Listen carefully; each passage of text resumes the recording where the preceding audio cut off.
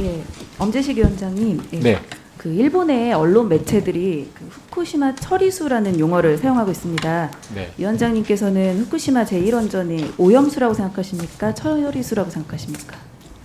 예, 분명히 처리수를 거쳐서 나온 그런 것도 삼중수소는 당연히 포함하고 있고, 그리고 또 지금의 처리수 처리된 그런 물들의 세심이나 다른 것들이 한 70% 이상 오염되어 있는 그런 상태입니다. 그래서 그 부분을 그냥 처리수가 어떤 의미인지, 오염수가 어떤 의미인지를 다 떠나서 그것이 오염돼 있다라는 것은 확실합니다. 예, 맞습니다. 오염이 돼 있는데 일본에서는 마치 정화된 것처럼 이렇게 처리수처럼 이렇게 처리수라고 말을 하고 있습니다.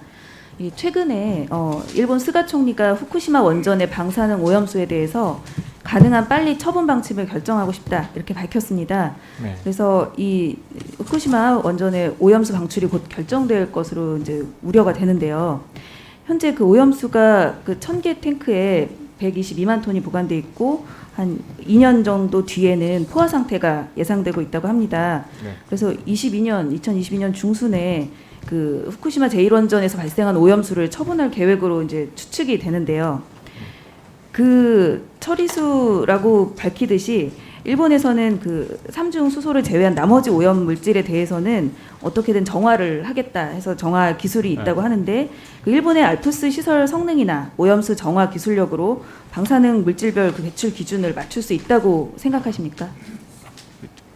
알프스에 적용된 그런 기술이 사실 통상적으로 액체 폐기물을 바깥으로 배출할 때 쓰는 그런 통상적으로 쓰는 그런 기술들입니다. 그래서 그런 것들에 대한 어떤 구체적으로 알프스가 어느 정도의 어떤 신뢰성을 가지는지 이런 부분에 대해서는 저희들이 직접 검증을 안 한 거기 때문에 말씀을 드리기 곤란하지만, 그렇다고 해서 알프스와 같은 그런 처리 시설을 통해서 처리하겠다라는 것에 대해서는 어떤 특별한 어떤 의심을 두고 그렇게 하지는 않습니다. 그러니까 어느 정도는 신뢰하겠다는 말씀이시죠?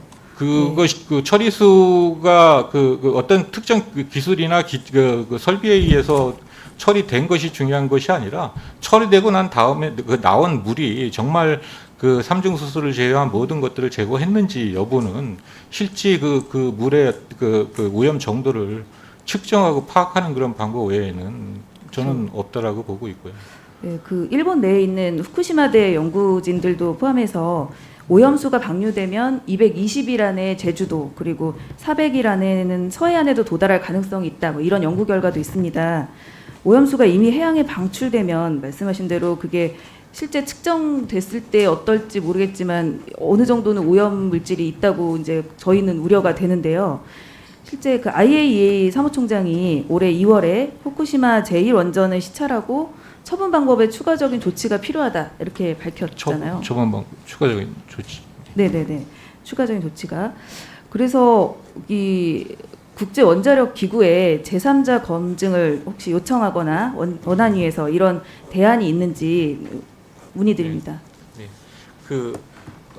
제주도 인근 해상에 220일 또는 400일 만에 도달할 수 있다라는 그런 부분들은 전체적으로 큰 북태평양 해류의 큰 흐름은 4년, 5년 주기를 걸리겠지만 어쨌든 그것으로 인해서 나오는 주변적인 영향은 받을 수 있지 않겠느냐라는 그런 취지의 말씀으로다가 이해를 하고 있고요. 그리고 또 IAEA에서도 제가 파악하고 있기로는 일본의 오염수 처리 방향이 어떻게 결정될지 모르겠지만 최종적으로 결정이 되면 그것에 대한 조사단 파견이나 뭐 이런 것들은 계획하고 있는 것으로 저는 알고 있고, 그런 부분에 있어서 저희들도 어떤 관계 전문가의 어떤 파견이나 뭐 이런 부분들에 있어서는 좀 노력을 해야 되지 않나 이렇게 판단하고 있습니다. 원안위에서도 우리 측 전문가를 적극 이렇게 파견을 한다거나 국제기구나 외국 채널을 이용해서 좀 우리 입장을 지속적으로 견지해 주시기 바랍니다. 네. 그리고 이어서 한빛 3, 4호기 네. 공급 관련한 질문을 드리겠습니다. 순수 우리 기술로 처음 만든 한빛 3, 4호기인데요. 이게 원안위는 2016년에 공급이 실제 발견되기 전까지 관련 내용은 아직 인지하지 못하고 있었다는 거죠. 네, 그렇습니다. 네. 그런데 제가 살펴보니까 이미 과학기술처가 원전 건설이 한창 진행 중인 1991년에 발표를 했는데요. 이 자료를 보시면 이제 현 상태에서 시공 시 공급 현상 발생 및 철근 콘크리트 구조물로서 제 기능을 발휘하지 못할 것이다 하면서 이걸 만족시킨 상태에서 공사를 수행할 것이라고 시정 네. 요구까지 네. 했습니다. 네. 그리고 3년 뒤인 1994년에 과기처는 역시 각종 관통부 주변에 공급으로 추정되는 위치가 다수 확인됐다 하면서 지적에 따라 이 공급 존재 여부를 점검해서 평가나 보수 결과를 진행할 걸 요구한다. 이런 식의 보고서까지 또 냈습니다. 네. 사실 그 같은 해 1994년에 주민분들, 영광군 주민분들도 시멘트 양성의 문제점 발견했다. 그러면서 부실 시공일 수 있다면서 국회에 청원까지 했는데요. 실제 그 원안 위원장님 그리고 한수원 사장님께 묻겠는데요. 이 앞선 지적 사항들을 잘 반영해서 한빛 3, 4호기를 시공한 것인가요? 그 당시에 그 검사 지적 사항에 대해서는 그 지적된 대로 조치는 취해진 거로도 알고 있습니다. 제가 파악한 바로는.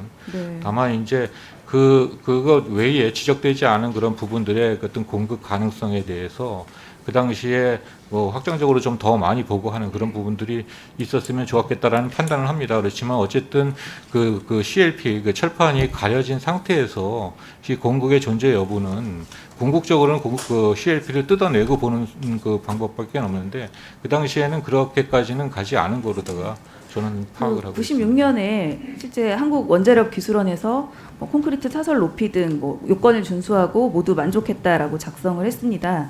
공사 기간 중에 지적됐던 사항들이 제대로 반영됐다고 생각이 안 드는데 다 문제가 없었다고 마무리가 됐고요.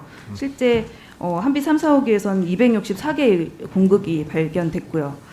그렇다면 사실은 그 30년 전에 이미 건설 중에 지적이 됐던 사항인데 이 한빛 3, 4호기의 공급 문제는 이미 예견된 일이지 않았을까 이런 의문이 들고요. 당시 지적됐던 사안을 모두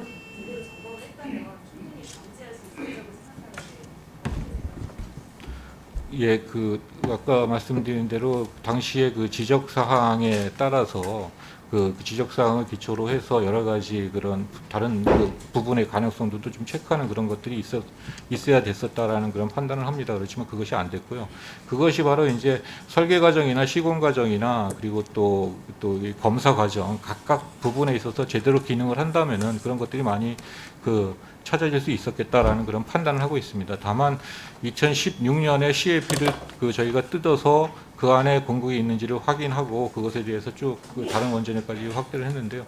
그 당시까지는 그 CLP 뜯어서 그걸 확인하기까지는 그런 부분들의 공급이 있었다라는 것들을 갖다가 미리 예단하고 하기는 좀 그 어려운 그 부분은 분명히 존재합니다.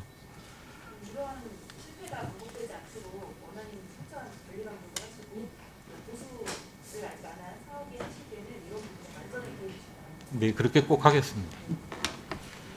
네, 홍정민 의원님 수고하셨습니다. 오전 질의는 박대출 의원님까지 하고 쉬도록 하겠습니다. 예, 다음 김영식 의원님 질의해 주십시오.